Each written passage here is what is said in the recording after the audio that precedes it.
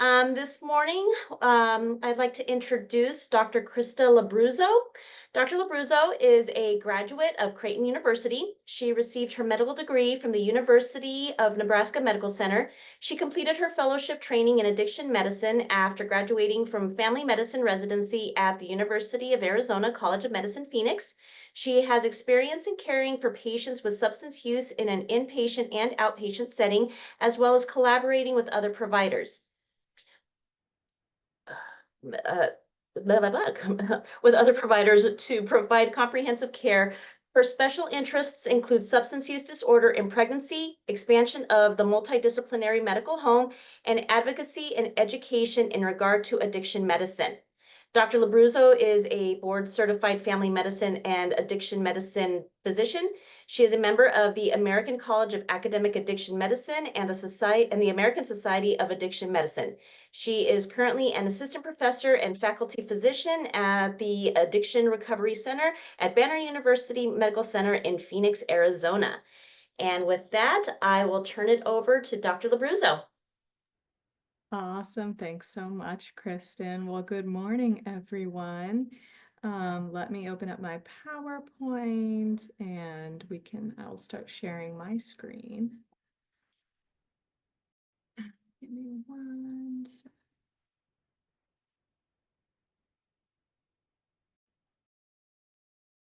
Okay. If you hear my son screaming in the background, that's just normal 7 o'clock for us here in our household. So do not be alarmed. All right, so today we're going to talk about stimulant use disorder in women and mostly in pregnancy. It's one of those that I think those substances that sometimes we kind of overlook, but it is extremely prevalent and extremely important in this population. So let's get started. I don't have any disclosures. Some things to get out of today's discussion: understanding the pathophysiology of stimulants. Sorry, there's a little typo there. Also, my air conditioner sounds like a plane taking off, so you have some nice little background noise. Understand the effects of stimulant use in pregnancy, screen and provide brief intervention or referral for treatment, and then talking a little bit about fetal surveillance in pregnancy with stimulant use disorder. And we can talk about some cases or things as we kind of go along. So as far as epidemiology, when it comes to stimulant use, the lifetime prevalence is about 30%. This is in contrast with any sort of substance use disorder, which is around 10%. I think NIDA looked at in the past 12 months, and this data is from 2021, I believe, or 2020. In the past 12 months, what are the prevalence of cocaine use, methamphetamine use, or prescription stimulant misuse? And so by and large, the most common was prescription stimulant misuse at 7 to 8%, but about 1% for other stimulants, cocaine and methamphetamine. It's interesting in women too. This comes from an article from 2019, that we see this telescoping effect. And so for women in particular, whether they're more sensitive to stimulants due to hormonal changes, but we see that their time of first use, they develop a stimulant use disorder 1 year faster than men. So they're developing this use disorder faster with higher amounts of methamphetamine. We see that these patients with stimulant use disorder have a higher prevalence of poverty, domestic violence, social isolation, history of trauma or PTSD, higher prevalence of HIV, hepatitis C, hepatitis B, and then dental diseases and psychiatric disorders, which we'll touch on later. So this is extremely important in our pregnant population, especially with prenatal care. About 4 to 9% of pregnant women report illicit drug or non-prescription drug use in pregnancy. 4% report cocaine, and it's important to note that this is more common than opioid use. While opioid overdose, we are in an epidemic. The most recent numbers for opioid overdoses from I think July of 2024, this year, we see sort of this flattening or stability at least of these opioid overdoses. We're not seeing that with stimulants, however, and so we keep seeing this rise of this stimulant overdose. Women that use methamphetamine actually have a 26-time mortality rate, so much more likely to have mortality. And among teenage pregnancy, methamphetamine use is a significant concern in our population. So while we're seeing the stability and kind of flattening of the surge of opioid overdose deaths, that doesn't seem to be apparent as far as stimulants go.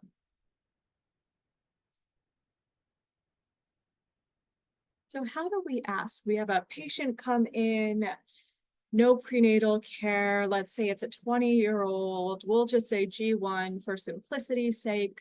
Comes in, no prenatal care, doesn't really know how far along she is. And we kind of ask her about that. What kind of things, what are our recommendations from our governing boards, ACOG? How can we ask patients about substance use in pregnancy? And so the USPSTF recommends asking questions about unhealthy drug use in adults age 18 years or older. ACOG recommends universal screening. And so when we screen only on factors such as late or no prenatal care or prior adverse pregnancy outcomes, this can lead to missed cases and may add to stereotyping and stigma. So ACOG and most other boards, governing bodies recommend universal testing to avoid that risk of implicit bias. So asking every patient.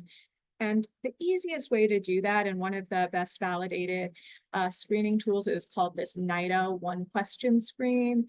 And really all it is asking, in the past year, have you had any substance use, whether it's misuse of prescription or any illicit substance? In the past year, have you had any of that use? And so this universal screening, asking our patients. And if we say we're applying this, our 21-year-old G1 comes in, and we ask this question, she's like, yeah, actually, you know, I don't really want to talk about it. I'm really nervous or I'm really scared, but I have been using methamphetamine.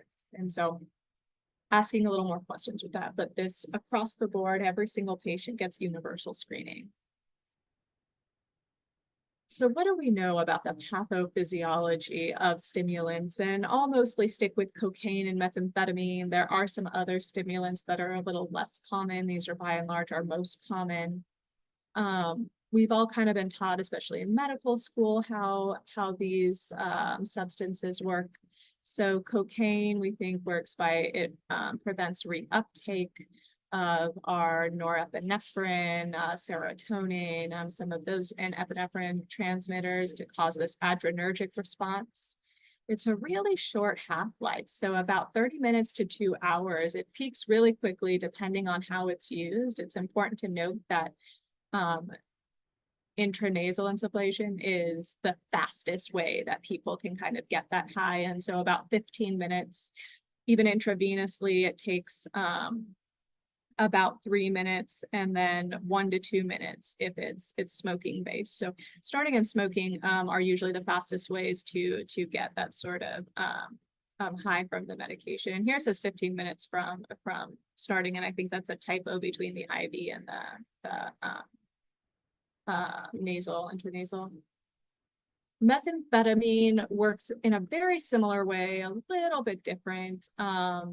It causes this robust release of some of these monoamines, so norepinephrine, epinephrine, serotonin. It causes robust release, but also inhibits their reuptake. And so you have this really, really quick acting peak, especially when smoked, which is about 3 to 5 minutes that we see. Okay, so our patient comes in, she talks a little bit about her substance use. She says, yeah, I smoke methamphetamine. I use about an 8-ball every few days. And it's something that I've been doing for the past year or two. I'm really worried. What kind of complications or risks are there for my baby? And what kind of things can I be thinking about for that? So I just like to touch base a little bit on the other substances as well. But stimulants, from what we know, it is the third most common substance that is used in prenatal women, and that's behind tobacco and marijuana. Cannabis is about 12 to 28%, tobacco is about 16%. It's important to note of any woman with a substance use disorder, 90% of them will have tobacco use. So it's something we really, really should be thinking about, asking, especially our patient, if they have any nicotine tobacco use. And the reason for this is because we do have some obstetrical complications, higher risk of preterm delivery in women who smoke tobacco, placental abruption, ectopic. As far as neonatal complications, we think a third of cases may be prevented with tobacco cessation, a third of the sudden infant death syndrome. There's also a higher likelihood of respiratory infections, intrauterine fetal demise, spontaneous abortions, and low birth weight. So we should definitely be asking our patients about this. In regards to stimulants in particular, some obstetrical complications, she's asking, okay, what kind of things do I have to worry about? What does baby have to worry about? And we can definitely tell her that people that use stimulants or smoke methamphetamine have a higher rate of high blood pressure, higher rate of preeclampsia, preterm delivery, so this intrauterine growth restriction as well. You can also have placental abruption and uterine rupture, and then decreased milk supply, which we think is from decreased prolactin.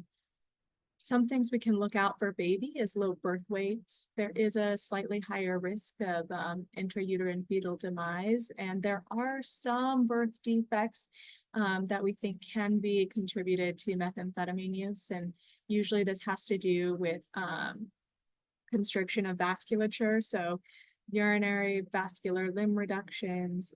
There have been rare cases of intestinal atresia and some increased cases of cleft palate. There are some dose-dependent behavioral deficits in methamphetamine exposure, and so we'll talk about that a little bit later as well. But we can kind of tell her that, hey, these are the things that we're going to see in you, that we may see in you, or you may be at increased risk for, as well as things that baby may be at increased risk for once born. And again, talking about alcohol use, tobacco use, and any other substances as well as cannabis. All right, so what are some of the side effects that we can see? So we can kind of look at when patients come in. I like to go through with this as sort of organ system when thinking about stimulant use, especially in our women pregnant parenting patients. And so if we think about HENT organ system, these patients are at higher risk of rhinosinusitis, especially sometimes a perforated septum if they're using intranasally, dry mouth, poor dentition that we see. This is exceedingly important in our pregnant women to make sure that, you know, we are seeing a dentist, or to look for any sort of dental infections, caries, because women with stimulant use, smoking, methamphetamine are at higher risk for poor dentition. Some things that can happen in the pulmonary system, you can have an interstitial pneumonitis, pulmonary hemorrhage and edema. It's important to note the cardiovascular effects too, such as acute myocardial infarction, so acute MI. You can also lead to a cardiomyopathy or hypertrophy, and as we talked about, high blood pressure. We think too in the pregnant population that the myocardium is a little more sensitive to stimulants because of the increased progesterone. And so our pregnant women might be at a higher risk for myocardial infarction. We also see, and this is something, you know, I think is most common and most apparent when we see patients with stimulant use disorder, psychosis or paranoia with acute intoxication, sometimes hallucinations. As far as the neurological system, we can see these movement disorders such as acute dystonic reactions, chorioathetosis, tardive dyskinesia, increased risk for seizures. With the GI system, think about sometimes body packing, where people may be putting substances in their body in order to transport it from one location to another. Increased risk of ischemic colitis. Chronically, there's decreased libido. You can have abnormal uterine bleeding as well in women of reproductive age. Some things to be aware of in pregnancy. So women who do use cocaine may develop a toxicity to it, and this looks like preeclampsia. It's very similar. So they have this hyperreflexia, high blood pressure, proteinuria, edema, seizures can develop as sort of a late stage. So really looking for this and asking patients and knowing that a stimulant toxicity can look a lot like preeclampsia, and we'll talk about treatment for that a little bit later in the lecture. Like I said, we think that amphetamines inhibit prolactin release and can decrease milk supply. Because this substance can be found in breast milk at about 2 times the maternal serum level, we do discourage women from breastfeeding if they're actively using. It can increase infant irritability and crying.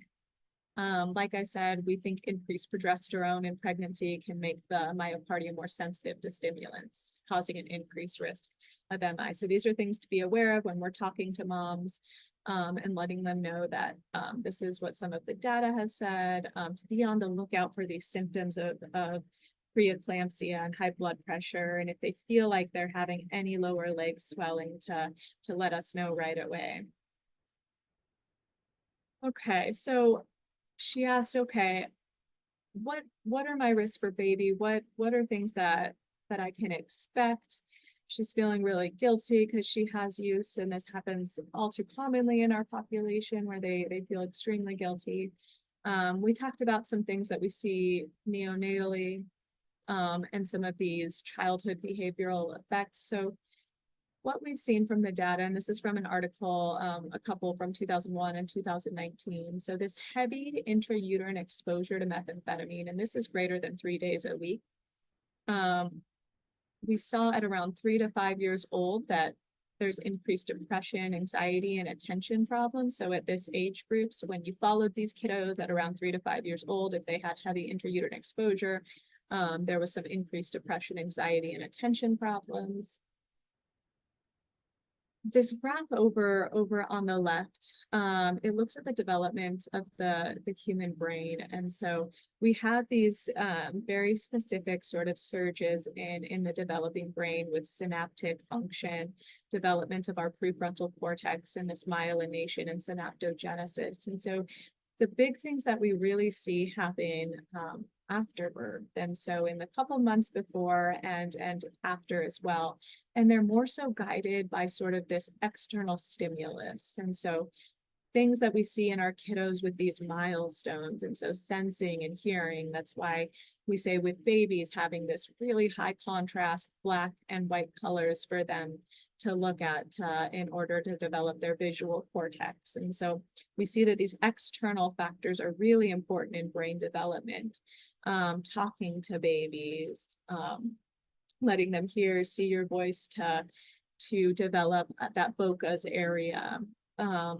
Also putting boundaries, limits on kiddos, teaching them controlling emotions. These are really important things to develop that prefrontal cortex and that higher executive function. And so the reason we talk about this is because at age 3, differences in cognitive, behavioral, language, and emotional outcomes between exposed and unexposed children were correlated with adverse social environments and not prenatal methamphetamine exposure. And so it's more important the environment that the kiddos are in at birth and beyond. A lot of times it's really difficult, especially the data shows, to tease out some of these adverse social environments, and whether stimulant use or drug use during pregnancy can lead to these increases in attention issues or higher rates of comorbid psychiatric conditions. And so the most important thing is the environment that baby or kiddo is going to be in. And this correlates well with kind of this brain development that we see. So you can tell her that, you know, from what we know, there may be an increased risk of kiddos with anxiety, depression at the 3 to 5 age mark, maybe some attention problems. We're not really quite sure, but the most important thing is her recovery and her being healthy to take care of baby and that kiddo throughout the years. So what does stimulant use disorder treatment look like, especially in our patients? And so the first thing to to really address is stabilization, whether someone's in intoxication or withdrawal, whether they have a co-occurring psychiatric or medical disorders, high blood pressure, pre-E, things that need to be taken care of. And so that's first and foremost. And just like any other use disorder or substance use disorder, stabilization is the first thing. We then can talk about intensive, so the biopsychosocial model of treatment and what that looks like, and then longitudinal care, so this continued monitoring. So our patient says, yeah, I've been smoking. I smoked before I came in. I'm feeling okay. I don't feel like I'm withdrawing right now. Sometimes I'll go a few days without smoking because I just don't have enough money to get methamphetamine anymore. And so she asks about, well, what if I want to stop? What are my options and what does that look like? And so we'll talk a little bit about that. So stabilization and the acute intoxication stage, we talk about quieting this catecholamine surge. So you have this adrenergic response, these catecholamines that are released. In people, we've seen this before, this vasoconstriction. They are at higher risk for ischemia because of this. They may be having an arrhythmia and this acute high level of intoxication. It's important to note that most of the time our patients come in and they're in mild intoxication. And so when I'm talking about these symptoms that would require hospitalization or someone to come to the emergency department, this is usually pretty severe intoxication and possibly approaching toxicity. And so these patients have really high blood pressure. They can have a psychosis or have paranoia and hallucinations that can eventually lead to seizures. So usually this is the severe form intoxication, and this is really the one that we need to be treating acutely. There's this form of treatment called ART, which is acceptance. It can help sort of quiet this catecholamine surge. And so accepting the patient's acute needs, whether that's them needing a quiet environment, whether that's them just wanting autonomy and going to the bathroom, accepting where they're at and what they need. Reassuring them that if there is psychosis or hallucinations, paranoia, that this is likely just from the drug and that it'll be over in a few hours. Talking them down, bringing them back to reality, telling them where they're at throughout this process as well. So the preferred agent, after we've done all of our just talking to patients, trying to quiet that catecholamine surge, the first thing to give, and this is the preferred medication, is benzodiazepines. And so we can use lorazepam. Usually if we're in this acute intoxication, if someone comes in OB triage or the ED, 1 to 2 milligrams intravenously or intramuscularly is usually the easiest way to get them that medication and the quickest acting as well. If needed, antipsychotics can be used. So haloperidol can be used, 5 to 10 milligrams PO or IV or IM as well. So for acute severe intoxication, benzodiazepines are our preferred agent for patients.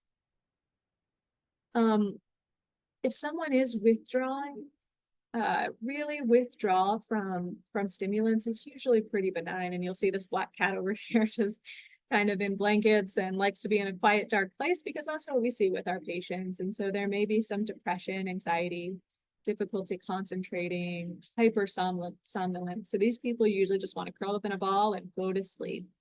There may be some drug craving as well, increased appetites, maybe more vivid dreams for patients.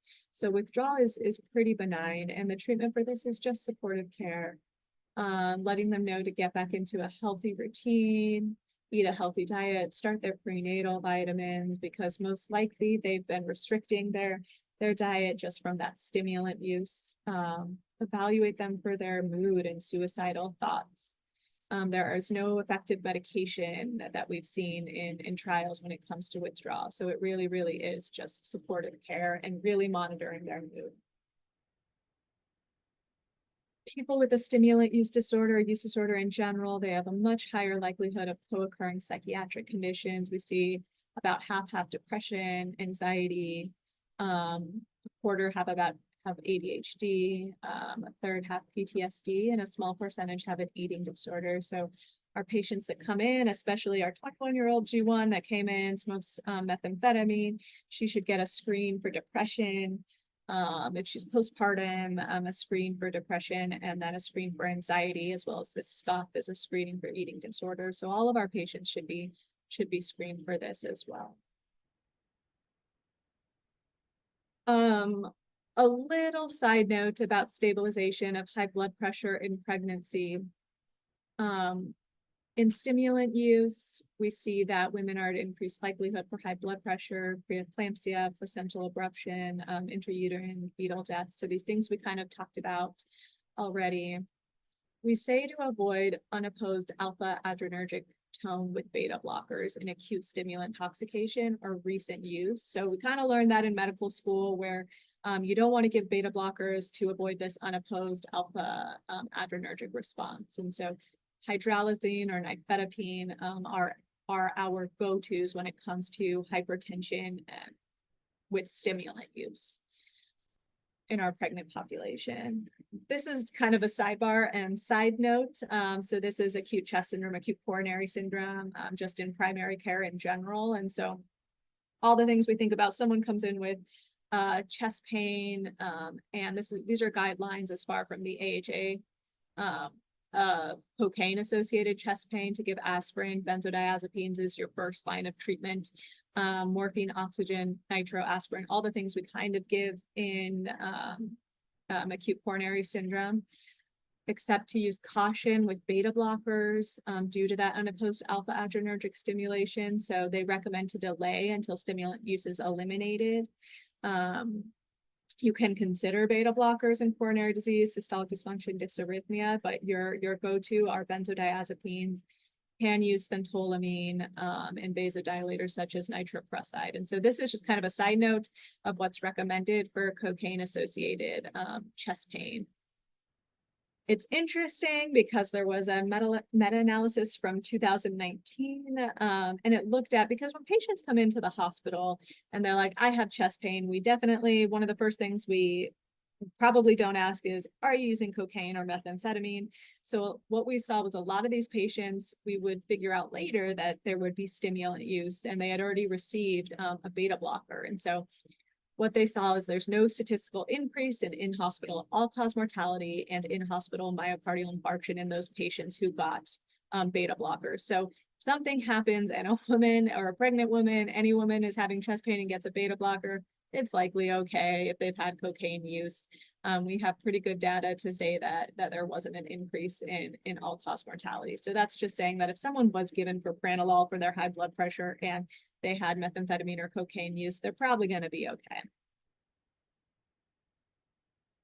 Okay, so say we got someone through this stabilization of intoxication or withdrawal. The next stage of treatment is it's intensive, and it's this biopsychosocial model. And so we'll talk about the psychological and social, because truly these are the most important components when talking about recovery and treatment for stimulant use disorder. And it depends. I usually tell people, I give you a menu of options as far as what's going to work for you. And you kind of tell me, you know, you best, you are the captain of this ship.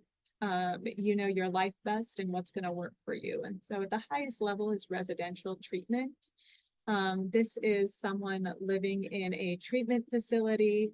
There's usually a nurse that's available 24/7. There's sometimes a physician that comes in about, depending on the location, comes in once or twice a week to do rounds. But basically, it's someone doing recovery in a controlled environment. And so a lot of times if patients have housing insecurity or a really unstable environment, this is a really good option for them. Below that is intensive outpatient program. And so this is when someone's living in their home. They may or may not be working or have a job, but it's 3 times a week for 3 hours each. So about 9 hours a week. Some can be a little more intense and be 4 times a week for 3 hours. So 12 hours a week. Some other options for them are contingency management. And this is actually one of the only treatment modalities that we've seen from the data that actually has data to support people's increased engagement in recovery and decreased use. And so contingency management is basically giving people monetary value or money or prizes for engaging in recovery. So promoting its positive reimbursement for these patients. This is something that we've seen, especially with stimulant use disorder, that's very helpful for them. There's also this matrix model of care, which is this intensive sort of programming with IOP, behavioral therapy at least twice a week, family therapy, individual counseling, and then also combined with 12-step facilitation or 12-step programs like NAAA or Smart Recovery and urine drug testing as well. So it can look very different for everyone, and it just kind of depends on what's going to work well for this patient. Socially providing these mutual support groups. Smart Recovery is great if someone like, yeah, NAAA, CMA wasn't for me, it really harped too much on religion for me, that wasn't my thing. Smart Recovery is 12-step facilitation without the religious component. And so that can be helpful for patients. There's also Dharma Recovery, which is Buddhist-based, and then Celebrate Recovery, which is very Christian-based and is available at quite a bit of churches. Sober living with patients. If patients are like, I don't really have a stable place to live in, I don't know if residential is a good option for me, but I would be interested in sober living. This can be really helpful for patients, getting them a community of support and a stable place to live. Peer support, whether that's through a sponsor or that's through someone who's been in recovery through their IOP, and then case management and social work are exceedingly important to help connect patients with community resources. As far as the biological component of recovery, there are unfortunately no FDA-approved medications for stimulant use disorder.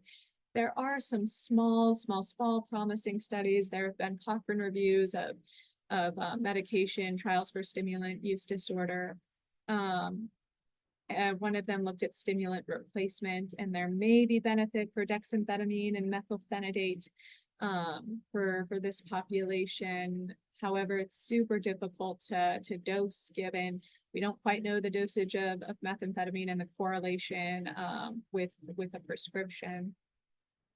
There was a small study that looked at Vivitrol and bupropion in patients with stimulant use disorder, and this combination in preventing use. It had a good number needed to treat of around 20, I believe, but it was a really small sample size. We see maybe naltrexone is helpful, topiramate, Wellbutrin, riluzole, and mirtazapine can be helpful, but really no FDA-approved medications, and there have been no studies in pregnancy for our patients. So I always tell patients, you know, we really don't have any good data. There's no FDA-approved medications, but these are some things that we may be able to try, and they may or may not be helpful for you. A lot of times my pregnant patients will tell me, you know, I don't really want any medication. It's not something I'm comfortable with. Also think about culturally, in some cultures, medication in pregnancy is really frowned upon. So talking to them about that. Okay, so what kind of things should we be looking for? What antenatal testing should we be doing? As always, your routine prenatal labs. Our patient has had no prenatal care, so she needs all of her routine prenatal labs. We also need to get hepatitis C, our sexually transmitted infections like gonorrhea, chlamydia, trichomonas, and then TB. I feel like TB gets overlooked quite frequently, and so that's something that we should be getting as well. Consider repeating this in the second and third trimester as indicated for exposure. So usually I definitely get these in the third trimester as well. If someone is on methadone, because we know patients that have one use disorder are more likely to have a different use disorder. So just as a side note, if patients are on methadone, we usually get an EKG. If it's greater than 100, their methadone clinic will automatically do this. And it's to look for QTC prolongation. If a patient is stable and say, you know, we've followed with our patient, our 21-year-old, and she has been doing well with her recovery. She's been stable. We've been following up with her every week. She's doing an IOP. She's on contingency management. She's actually at a sober living. And so she's been feeling really great. And she's been stable and following up with us. What kind of things do we do as far as antenatal testing? And I'll say as a side note, there is no consensus. Do your routine dating and anatomy ultrasound. You can do a growth ultrasound starting at 28 to 32 weeks, and NSTs can be performed starting at around 32 weeks. You can do them weekly. You can transition. You can do weekly or bi-weekly, every other week, sorry, doing NST or BPP. Just as a side note, if someone is on methadone, your BPP length will be increased by just a little bit. And so in stable patients, usually growth ultrasound to be obtained at least, every month for patients, and then NST and BPP can be started at around 32 or 36 weeks for patients and can be done weekly. And these are in our stable patients, and we'll kind of talk about maybe if someone's unstable. This is just show there, gosh, I think 15 different published protocols. And this is just to show you that there is no consensus of when we do or start any of these BPPs, NSTs, or ultrasounds. So this is really just to look at that. There is no general consensus for us. It's more so just your own clinical judgment for these patients. But by and large, we see most of them say, yeah, at about 32 to 36 weeks, you can do NSTs. You can start BPPs at around that same time and alternate between the two if you'd like to. And that there's really no consensus on when we do a growth ultrasound for patients either, but to definitely do it in the third trimester. What about our unstable patient? If a patient comes in and they're say when our patient first came in and she's late in her pregnancy, what kind of things should we do for those unstable patients or patients who have continued use and probably this scant prenatal care? And so this actually comes from the Sioux Lookout Menoyawin Health Center, and this is their protocol for opioid exposed pregnancies. And sometimes we definitely use this. It's something that I found is helpful for stimulant use as well. And so someone that is using illicit substance, using a growth ultrasound every 4 weeks from 20 to 32 weeks, depending on where they're at in their pregnancy, obviously. A growth ultrasound every 2 weeks from 32 to 36. So increasing that frequency, doing weekly BPPs, as well as considering an umbilical artery Doppler from 36 weeks. So once we're kind of getting to that 36-week mark, being a little more observant and aggressive at what we see, doing growth ultrasounds at Q2 weeks from 36 weeks on. So basically from 32 weeks on, doing a growth ultrasound every 2 weeks. And if someone is at 38 weeks, considering at least twice weekly BPP and umbilical artery Doppler for them. As far as the appointment schedule, all of the patients that I see prenatally, we follow them either weekly or every 2 weeks. They are higher risk for these sort of complications like we talked about. And so usually we do follow with them at probably the least frequent is 2 weeks that we do. Frequencies of visits obviously may change if there's any abnormalities seen. And then refer transfer to any, it depends on where you're at or where you're located. But obviously if they need a higher level care, to be able to transfer them there. Okay, so some resources, if you're out in the community, at Banner University, we have the Comprehensive Pain and Addiction Center with myself, Dr. Manriquez, Sonia Brunson, Tiffany Smith, our nurse practitioners. This is our phone number. We can usually get patients in same day, especially our pregnant patients. We get in same day. We never turn them away if they're an hour, 2 hours late for their appointment. We always see them. And especially we know that it's important that we get as much as we can when it comes to labs, testing, getting them connected to resources at that first visit.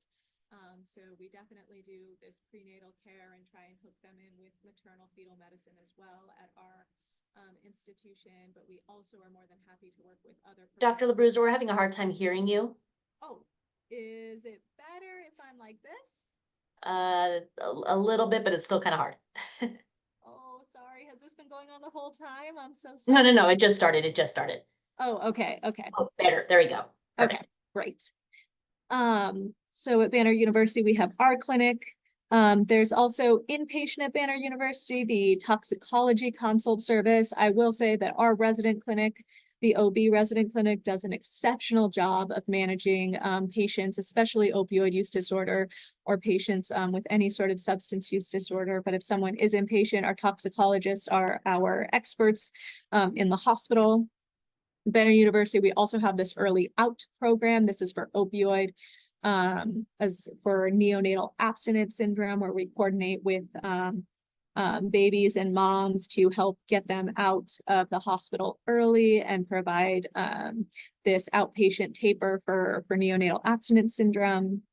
We are starting up our prenatal IOP again, so that's something that will be available. And then there is a MFM clinic over at Banner Desert that just opened, and Thursday afternoons, Dr. Manriquez is over there providing addiction services and prenatal care. These are just some other Banner locations. Banner Behavioral Health Hospital in Scottsdale is a walk-in for any sort of detox for alcohol or benzodiazepines. Some of the pregnancy-specific centers or programs: Sally's House, Community Bridges Center for Hope, LifeWell. As far as methadone services go, community medical services and ITS, or intensive treatment solutions, are 24/7 methadone clinics and are available to patients as well.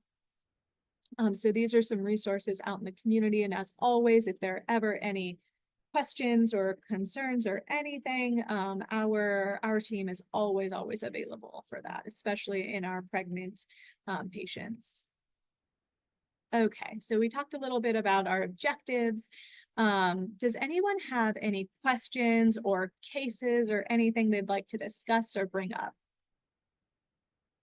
Dr. Singleton did have one question. Are there any studies or statistics looking at how well universal screening is actually done? Do we have any numbers for Arizona? They are a pediatrician. Oh, yeah, great question. Unfortunately, we definitely don't have any, not from what I'm aware of, we don't have any numbers on how well universal screening is implemented. I will tell you just from personal experience, the Arizona state law says that if there's any prenatal drug exposure, history of substance use, that, you know, as healthcare providers, we're mandatory reporters. And so I think that is definitely increase the stigma, where we have women of color, which we do know and see are more likely to get a urine drug screen or be tested for any sort of substance use. And so not great data on how well we're doing that throughout the process. Yeah, great question. So, Krista, this is Sean. I've been in contact with you and Dr. Manriquez. I'm with the child protection team. So we don't see the newborns, but we get questions from our team that does. So wondering, again, back in residency and after, a lot of the times the drug screens, as you said, were very biased on various perceptions of people. Would there be a benefit, or maybe I'm not a researcher, but maybe a study looking at utilizing this NIDA question when moms present in labor? Because obviously the kiddos, as you pointed out, if they go home to homes where there is ongoing substance use, misuse, have huge risks in adverse childhood experiences, in exposure. We consult on tons of kids coming in with accidental ingestions. And along with that, utilization with the therapies you're talking about to help the moms, utilization of in-home visiting programs for the families, like Arizona Healthy Families, so they have help with the child. Is there anything that we know about that, or what are your thoughts on adding something like that to the treatments that you guys utilize to help the moms? Sorry for being so long-winded. No, that's totally fine. No, the NIDA one question, it should be being asked. It's like that universal screening to every single patient. And that would be my preference too, is that every single patient that's in labor or that comes into the hospital, not just ones with, you know, scant prenatal care or ones that may have complications in pregnancy, because we see that increases stigma. And so asking every patient in the past, and This also goes for nicotine use too. That's something I feel like we don't do a great job of asking about, and we definitely see this increased risk of SIDS in these kiddos, and patients are more likely to use another substance if they're smoking. And so I think asking every single patient is a great place to start, and asking them more questions. And I love that idea. It's something that, you know, I'm an addiction doc, so definitely by the time people get to me, those questions have been asked, but I don't think it's something that's universally asked. But I think it's so important. I agree with you, to connect, kind of look at the whole person, whole family, and connect them with resources in our community.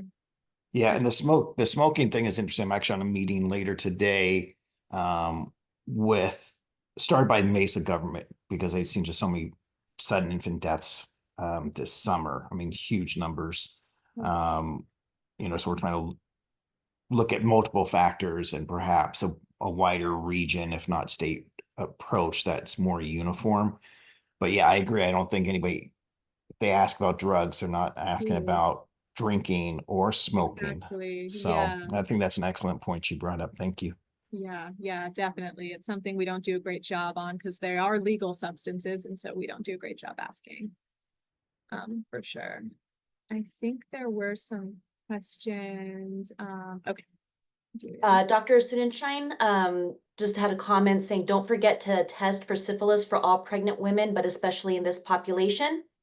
Absolutely. Absolutely. And then Dr. Maurer asked, how do we approach UDS in prenatal care? So what I have done, and this is to decrease my implicit bias, I offer and do urine drug screen to every one of my patients. And I think that approach is kind of best. Either we offer it to everyone, or we don't do it with anyone. And, you know, from what there's pretty good data, you know, like I've kind of harped on this whole time, there's pretty good data to say that when we try and ascertain if someone has substance use, we see our patients of lower socioeconomic status, women of color, that are getting urine drug screen more than others. And so definitely either do it for all or for none. And so I just have this blanket statement. I offer it to every single one of my patients for testing. So that's what I do in my clinic. That's what I would recommend as well. If you're out in the community and you know you're just giving OB care, I would say offer it to every single patient at a new patient visit.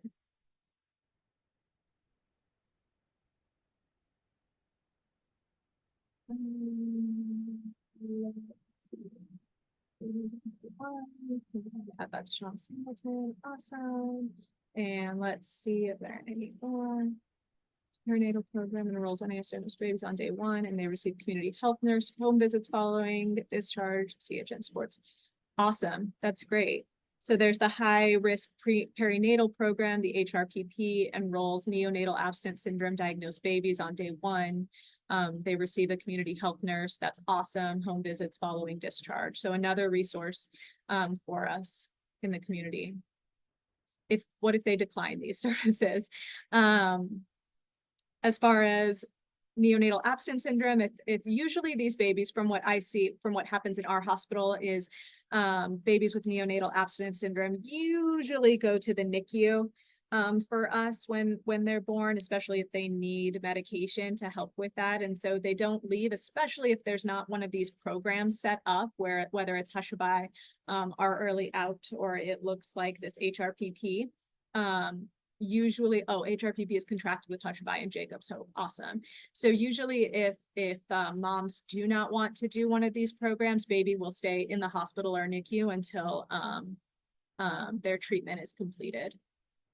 And I, back as a pediatrician too, I'd say good communication to the pediatrician about this information, and the family at this point has not wanted to do a home visiting program.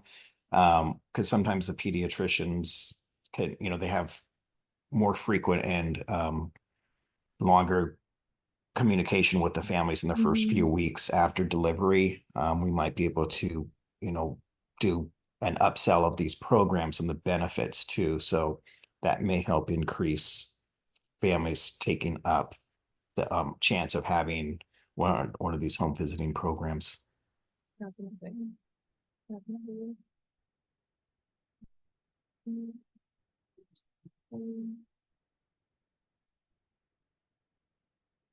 Sorry, technically challenged today, apparently. Awesome. Okay, any other questions? Any other things anybody would like to discuss?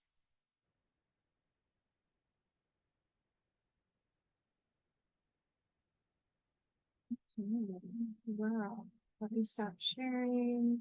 Thanks everyone for your participation, for joining me early this morning. Thank you for your discussion as well. If anyone ever needs anything from our clinic or any questions, we are always available, so just reach out.